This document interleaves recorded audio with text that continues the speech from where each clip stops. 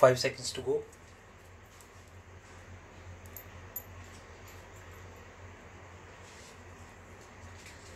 Start.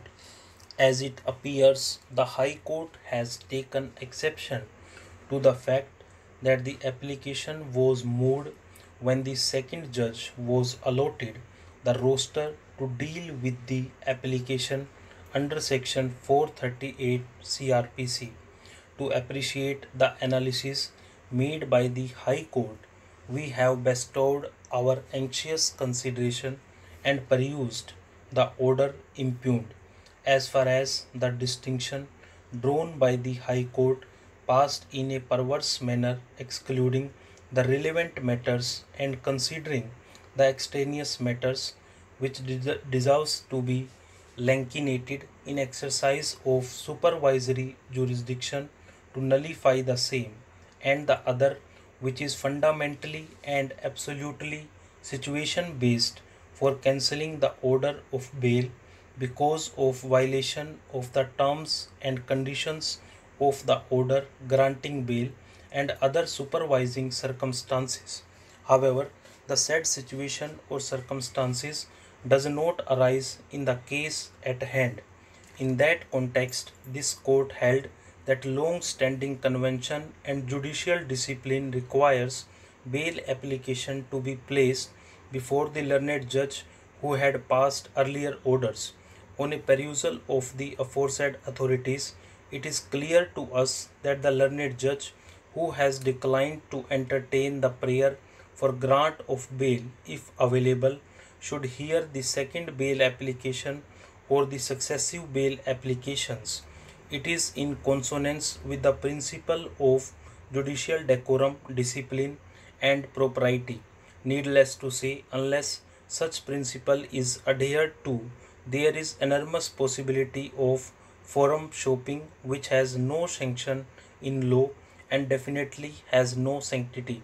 These appeals have been preferred against the orders passed by the division bench of the Punjab and Haryana High Court at Chandigarh. The appellants in special leave petition of 2012 are the Chandigarh administration and the Government Medical College and Hospital Chandigarh. The appellant has filed the special leave petition with the permission of this court, who was not a party either before the single judge or before the division bench of the Punjab and Haryana High Court.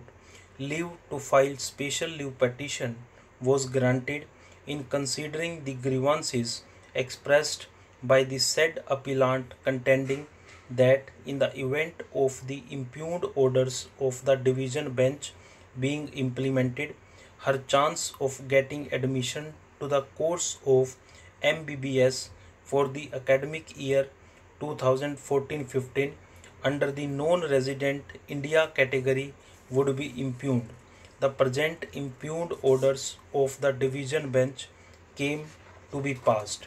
This appeal was made at the instance of the contesting respondent in both the civil appeals, who was really aggrieved of a clause in the prospectus issued by the appellants which according to her was not valid. According to the contesting respondent, she being a Canadian citizen is an NRI, that therefore she was entitled to seek admission to the MBBS course in the NRI category quota, but yet the definition of NRI as specified in the prospectus issued by the Chandigarh administration and the Government Medical College Chandigarh for the academic year 2012-13 would denude her of such status, and therefore it was liable to be struck down. The contesting respondent claimed that her grandfather retired as an under secretary in the year 1994, that when he was in the services of the state of Chandigarh, he resided in a government house from 1964 to 1983 and shifted to another government accommodation provided by the Chandigarh administration from 1983 to 1993, that third set of government accommodation was provided by the government to the father of the contesting respondent, which was occupied till December 2003, and that thereafter her father started living in the house of her grandfather in Mohali.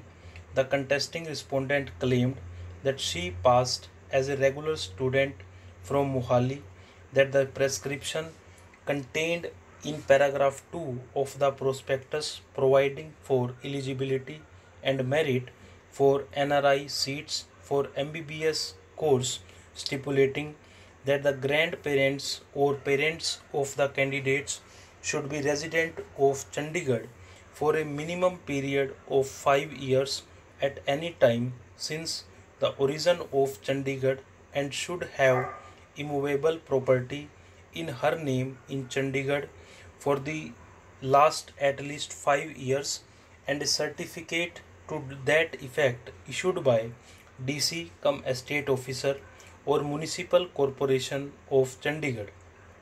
It was on that footing that a challenge came to be made by the contesting respondent in the High Court in CWP number 1423 of 2011.